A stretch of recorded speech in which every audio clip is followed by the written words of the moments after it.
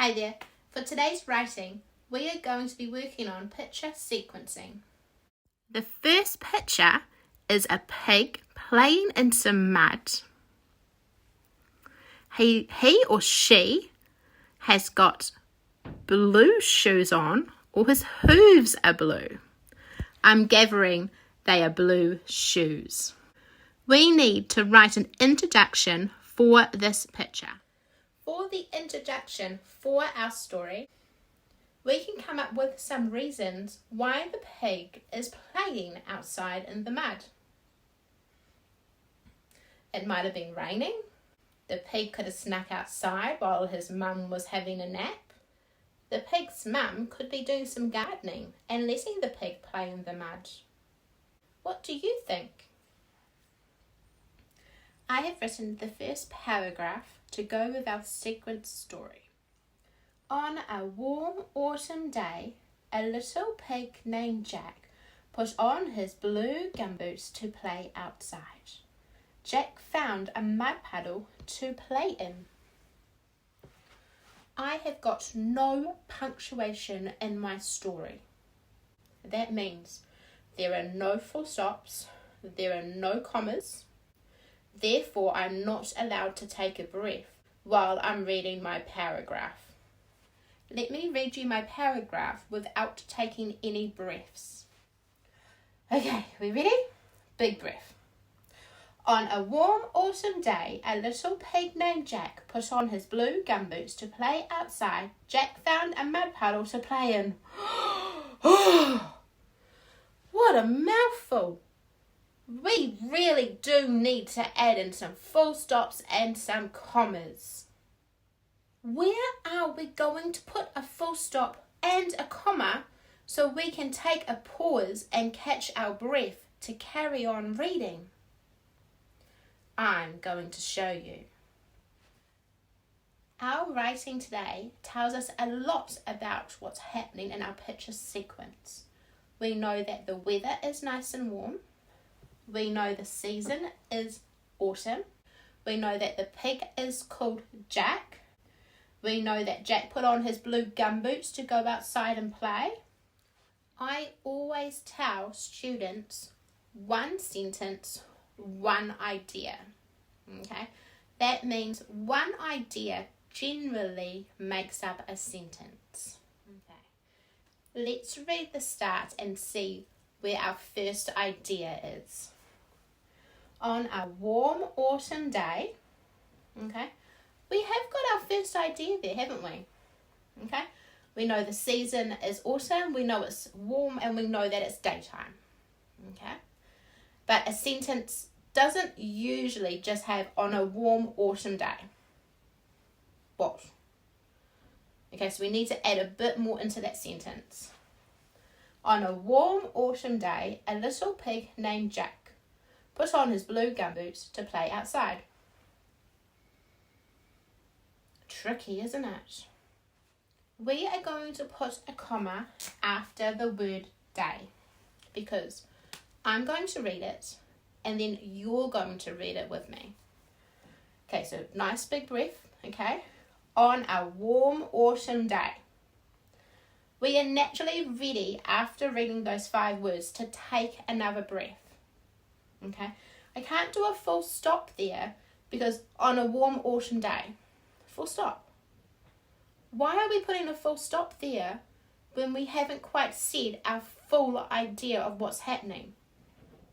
Therefore, a comma tells us to take a pause and catch our breath to carry on reading. Okay, on a warm autumn day, pause, breath, a little pig named Jack. Again, I can't put a full stop there. A little pig named Jack what? It's not the end of the sentence. Or the sentence is not yet complete. A little pig named Jack put on his blue gumboots to play outside. It's actually a very long sentence, so we can add in another comma. Okay, a little pig named Jack, another comma. I have not done a full stop Because when you're reading a story, you don't have a little pig named Jack, full stop. It's not a complete sentence, and it's not telling us the idea of the sentence. Okay? Put on his blue gumboots to play outside. I'm going to put my full stop there. I have put the full stop there because it is a complete sentence. I'm now going to read it to you, and then let's read it together. On a warm autumn day, pause, take a breath. A little pig named Jack, pause, take a breath. Put on his blue gumboots to play outside, full stop. The reason why I put a full stop in there is because we've said that Jack is playing outside in his gumboots on a warm autumn day. That is a sentence because it's telling us what is happening. You read it with me now and see how it sounds to you. On a warm autumn day, a little pig named Jack put on his blue gumboots to play outside. Okay, let's carry on with our story. Jack found a mud puddle to play in. Well, we've said that Jack, who is our pig, he's found a mud puddle and he's now going to play in it. That's our idea of the sentence, okay? Because our idea in the sentence is not very long, therefore we don't need to add in any commas. Let's read it together. Jack found a mud puddle to play in. Let's read the whole paragraph together now. On a warm autumn day, a little pig named Jack put on his blue gumboots to play outside. Jack found a mud puddle to play in. It sounds much better with full stops and commas, doesn't it? The next picture we are going to write about is Jack dripping in mud, going to the bathroom, grabbing his rubber duck and turning on the bath. I hope he's going to close the curtains.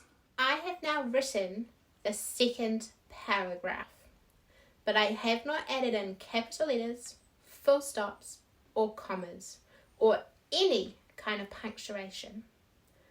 I'm going to read it, and then together we're going to add in our punctuation. When Jack had finished playing in the mud puddle, he walked inside dripping with mud. Mud went everywhere. He went to the bath, added bubble bath, then turned on the tap. We definitely need to add in some punctuation. Remember, punctuation means full stops, capital letters, commas, exclamation marks, etc. Because I haven't added in any sort of punctuation, this is how it should be read. Okay, big breath. When Jack had finished playing in the mud puddle, he walked inside dripping with mud. Mud went everywhere. He went to the bath, added bubble bath, then turned on the tap. Too fast though. That means we need to slow it down, add our punctuation, because a full stop and a comma means you can pause and take a breath. Remember, a sentence means one idea. Let's add in some punctuation. When Jack, what did I say just before? Jack is a naming word, therefore it needs to have a capital J. When Jack had finished playing in the mud puddle, he walked inside dripping with mud. Whew! That's a long sentence. Where are we going to put the full stop or comma? Let's have a look where our idea is. When Jack had finished playing, we have an idea there, don't we? He's been playing. But we have a little bit more on it. In the mud puddle. When Jack had finished playing in the mud puddle, we've got our idea. He's been playing in the mud puddle. Let's add a full stop there.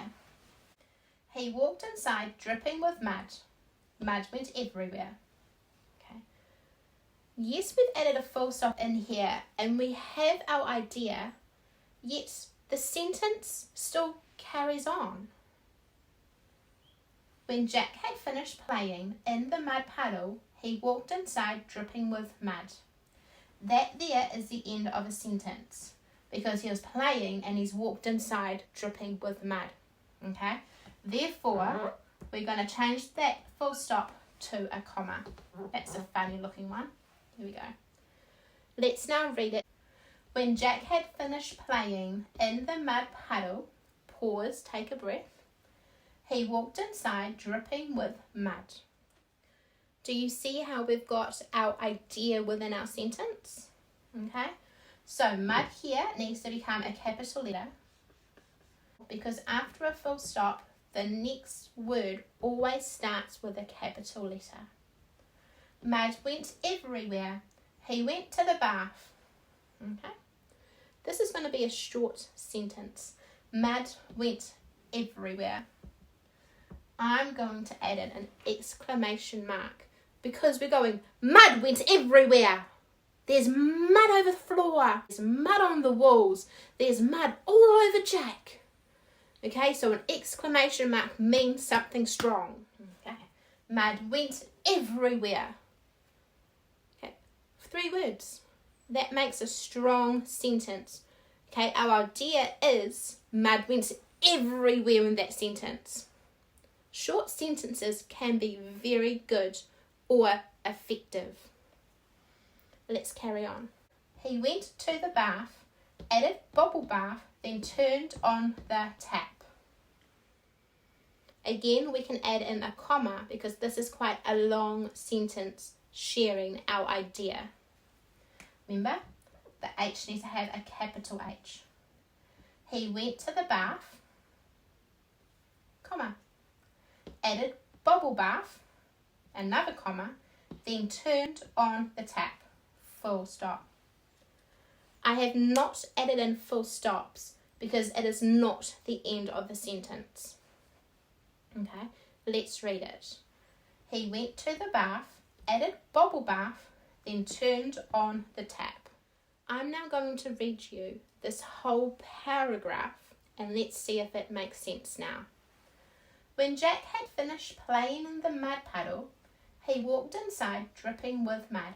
Mud went everywhere. He went to the bath, added bubble bath, then turned on the tap. Can you read it with me this time? When Jack had finished playing in the mud puddle, he walked inside dripping with mud. Mud went everywhere. He went to the bath, added bubble bath, then turned on the tap.